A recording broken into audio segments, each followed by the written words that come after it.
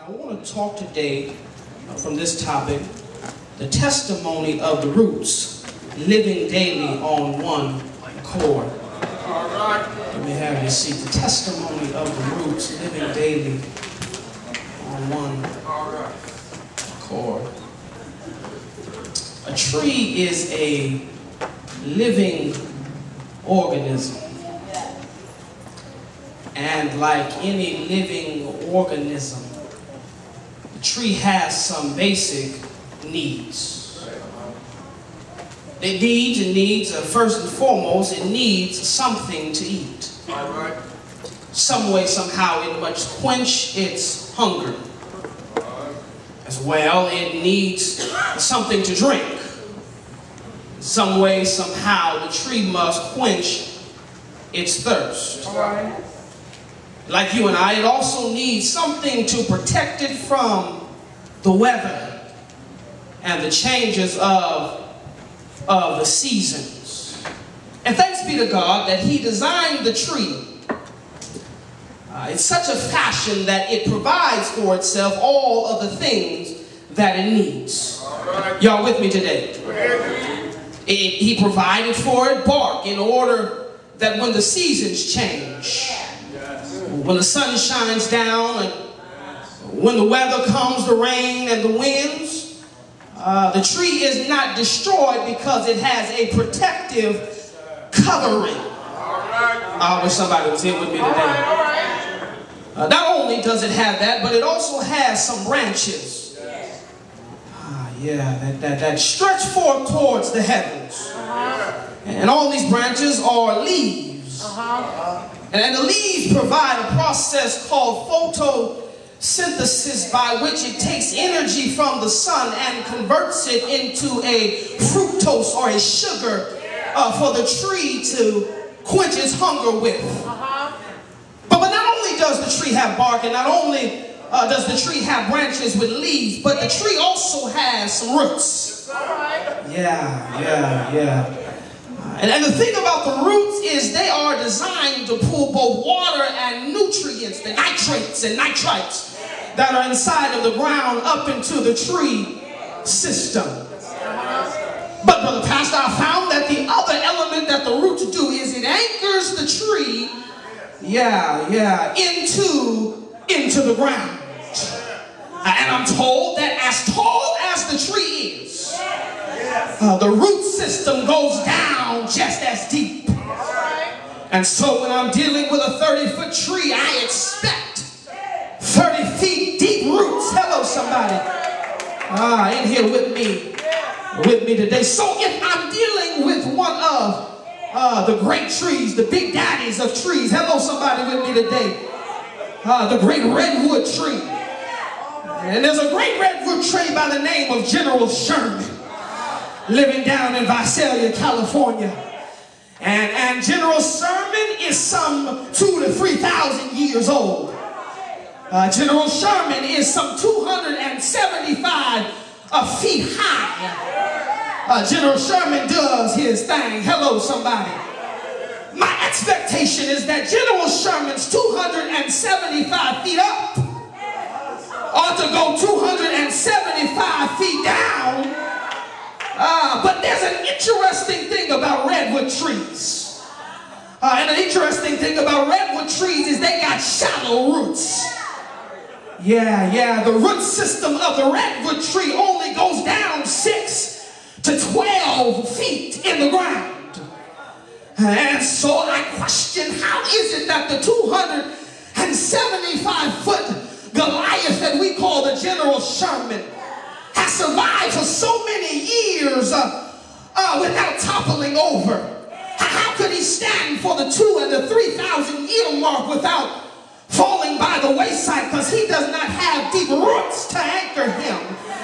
But I learned something that the roots of the redwood tree, although they are shallow in depth, they reach out a very long ways. Some 50 to 80 feet in each direction. And what they do is they grow together and begin to intermingle with each other, so that when the wind comes and the rain beats down, they use each other to support themselves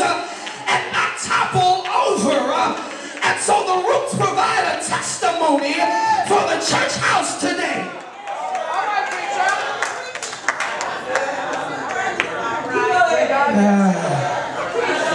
And if only the church could grab a hold of the redwood tree principle.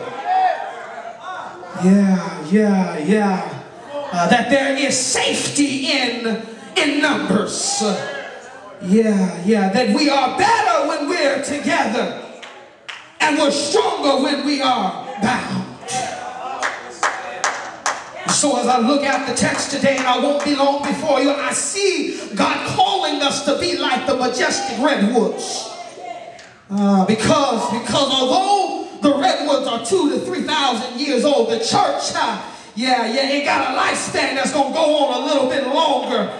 And if it's going to go on longer, we got to be intertwined together. So Reverend King, how do I get to the place where God wants us to be intertwined, living on one accord? Well, I'm glad you asked, because the text reveals to us some certain things that we must do if we want to live on one accord.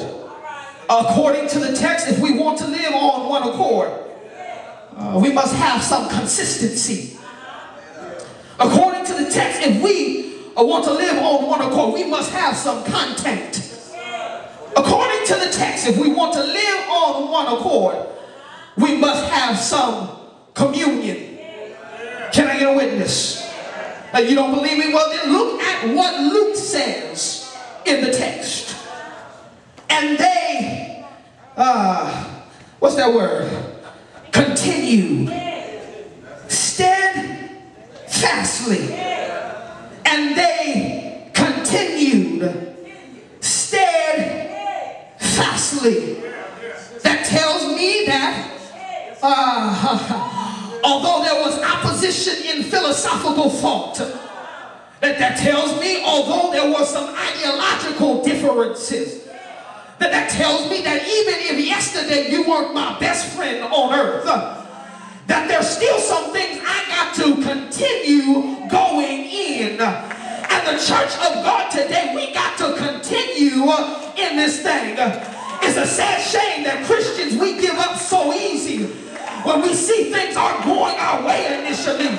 It's a sad shame that we get on the road and the moment somebody kicks some dirt our way, we want to stop doing what God called us to do.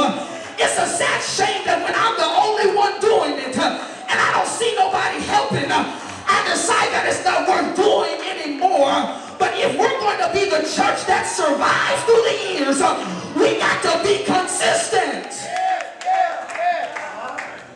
Year after year, one program come in and the next program move because Sister so-and-so ain't here no more.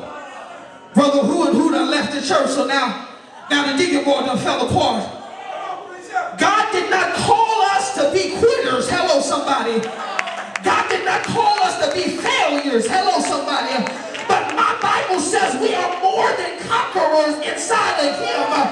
So even when I got issues that come against me, I got to maintain my consistency. Yeah. Good jello got good consistency to it. It jiggle all around. Hello, somebody. Good pudding got good consistency to it.